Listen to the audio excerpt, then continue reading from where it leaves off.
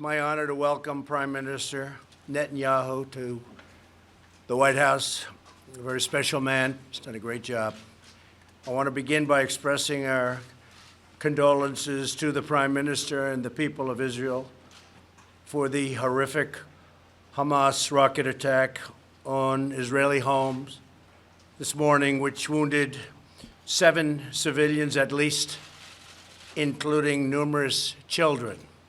Our prayers are with our friends in Israel as they carry out an incredible way of life in the face of great terror.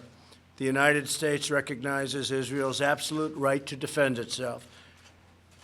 The despicable attack this morning demonstrates the significant security challenges that Israel faces every single day. And today I am taking historic action to promote Israel's ability to defend itself and really to have a very powerful, very strong national security, which they're entitled to have. In a moment, I will sign a presidential proclamation recognizing Israel's sovereign right over the Golan Heights. The state of Israel took control of the Golan Heights in 1967 to safeguard its security from external threats. Today, aggressive action by Iran and terrorist groups in southern Syria, including Hezbollah, continue to make the Golan Heights a potential launching ground for attacks against Israel, very violent attacks. Any possible future peace agreement must account for Israel's need to defend itself from Syria, Iran, and other regional threats. We do not want to see another attack like the one suffered this morning north of Tel Aviv. In our meeting today, the Prime Minister and I will discuss these dangers, as well as several mutual priorities in the Middle East and beyond. We'll be discussing other subjects also, including trade, but we will mostly be discussing this defense and perhaps offense. Under my administration, the unbreakable alliance between the United States and Israel has never been stronger. You read things, you hear things.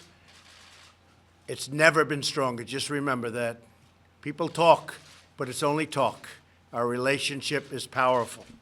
At this moment, the American Embassy stands proudly in Jerusalem, the capital the Jewish people have established, and they've wanted the embassy for many, many years, for many decades, and frankly, through many presidents.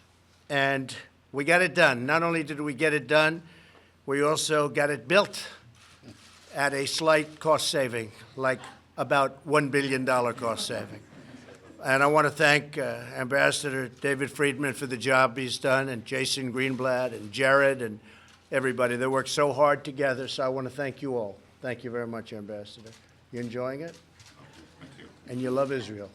And America. Good. And America. I was waiting for him to say that. We have defeated the caliphate in Syria. We have withdrawn from the horrible Iran nuclear deal and imposed the toughest ever sanctions, and these are by far the toughest ever on the Iranian regime. It's having a big effect. Iran is not the same country that it was when I took office. The day I took office, we had threats all over the Middle East and beyond. Iran is a much different place right now than it was. As I said during my State of the Union address, we will not avert our eyes from the dictatorship that chants death to America, death to Israel, and calls for genocide against the Jewish people. We won't let them even consider that. We will confront the poison of anti-Semitism through both our words and, maybe even more importantly, our actions. In the last century, humanity witnessed the horrific consequences of anti-Semitism and a world without a Jewish homeland. In the wake of those unthinkable horrors, the Jewish people built a mighty nation in the Holy Land, something very, very powerful, something very special and important. Today, Israel demonstrates that incredible possibilities when strong, sovereign, and independent nations chart their own destinies. There can be no better example of greatness than what Israel has done, starting from such a small speck of sand. Israel is an inspiration, a trusted ally, and a cherished friend. The United States will always stand by its side. I'd like to now invite Prime Minister Netanyahu to say a few words. And Bibi and I have known each other for a long time. He's another one who truly, truly loves Israel. I think I can say he also loves the United States. So before I sign the presidential proclamation recognizing Israel's sovereignty over the Golan Heights, I'd like to ask Prime Minister Netanyahu to say a few words. Thank you very much. Thank you. Thank you.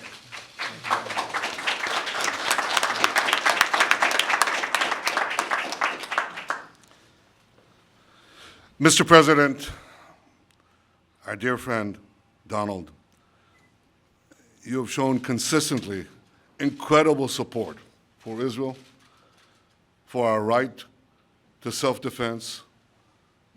When we exercise that self-defense, you have never flinched. You've always been there, including today, and I thank you. Yesterday, a rocket was fired from Gaza, deep inside Israel. It hit a home north of Tel Aviv. It wounded 7, including 2 small children. And miraculously, no one was hurt. No one was killed. Israel will not tolerate this. I will not tolerate this. And as we speak, as I told you, Mr. President, just now, Israel is responding forcefully to this wanton aggression. I have a simple message to Israel's enemies. We will do whatever we must do to defend our people and defend our state. After this meeting, I will return home ahead of schedule to lead the people of Israel and the soldiers of Israel. But before I go, Mr. President, it was so kind of you to invite me to come here. It was so important for me to come here to the White House and to thank you. Mr. President, over the years, Israel has been blessed to have many friends who sat in the Oval Office. But Israel has never had a better friend than you. You show this time and again. You show this when you withdrew from the disastrous nuclear deal with Iran. I remember in one of our first meetings you said, "This is a horrible deal.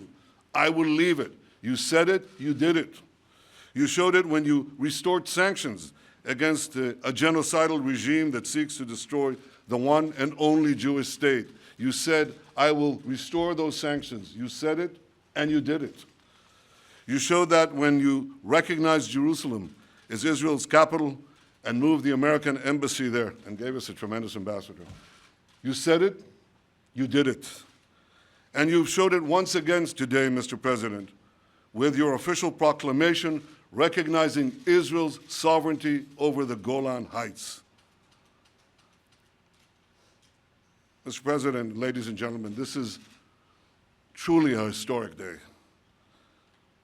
For 2 decades, from 1948 to 1967, Syria rained deadly fire from the Golan Heights on Israel's citizens below. A generation of Israeli children lived in constant danger. And then, in 2 glorious days, in June 1967, the brave soldiers of Israel scaled those daunting heights and liberated the Golan. This has profound meanings for all Israelis and for me personally. One of those brave soldiers was my brother, who was wounded in battle 3 hours before the end of the war. And a few years later, as an officer in a special unit, I led my soldier into a covert mission into Syria. And as we came back to the Golan, to Israel, we nearly froze to death in a blinding snowstorm. Well, as you can see, I'm still here. But at that point, in 1967, Israel seized the high ground, which has since proven invaluable to our defense. Because in 1973, Syria launched a surprise attack against Israel. And those same Golan Heights proved to enable us to absorb the initial attack. It was a horrific attack, and successfully counterattack the invading Syrian forces. Within 3 weeks, we were at the gates of Damascus. Outmanned, outgunned, our brave soldiers triumphed after one of the hardest fought tank battles in our history. But while Israel won those 2 wars, we would have to wait nearly half a century until this moment here in this room to translate our military victory into a diplomatic victory. And that is why, Mr. President, your decision to recognize Israel's sovereignty on the Golan Heights is so historic. Your recognition is a twofold act of historic justice. Israel won the Golan Heights in a just war of self-defense, and the Jewish people's roots in the Golan go back thousands of years. In the long sweep of Jewish history, there have been a handful of proclamations by non-Jewish leaders on behalf of our people in our land. Cyrus the Great Persian king, Lord Balfour, President Harry S. Truman, and President Donald J. Trump. And you, Mr. President, you've done it not once, but twice, with your bold proclamation on Jerusalem and with your bold proclamation today on the Golan. Your proclamation comes at a time when the Golan is more important than ever for our security, when Iran is trying to establish bases in Syria to strike at Israel. From across the border in Syria, Iran has launched drones into our airspace, missiles into our territory. Mr. President, just as Israel stood tall in 1967, just as it stood tall in 1973, Israel stands tall today. We hold the high ground, and we shall never give it up. Mr. President, we have a saying in Israel. I'll say it in Hebrew. It says, Ha'am im ha-Golan. That means the people are with the Golan. But thanks to you, we now know that there are 2 peoples who stand with the Golan, the people of Israel and the people of America. So on behalf of all the people of Israel, thank you, President Trump. Thank you for your leadership.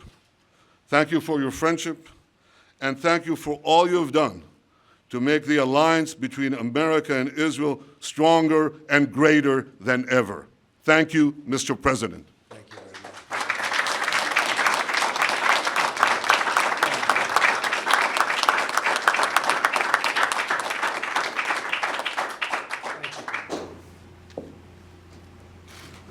Thank you very much. Thank you very much.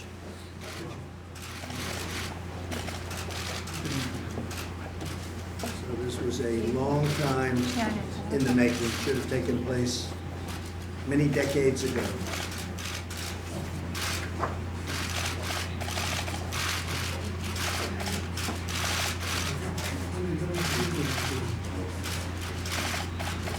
Maybe you can give this to the people of Israel. Thank you.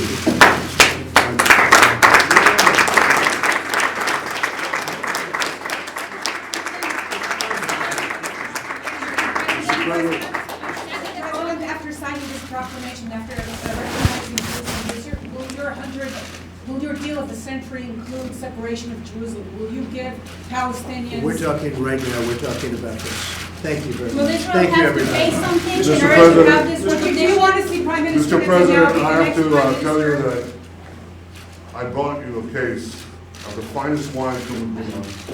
I understand you're not a great wine drinker, but could I give it to your staff? Yes. And I hope they don't open an investigation on that. Mr. President,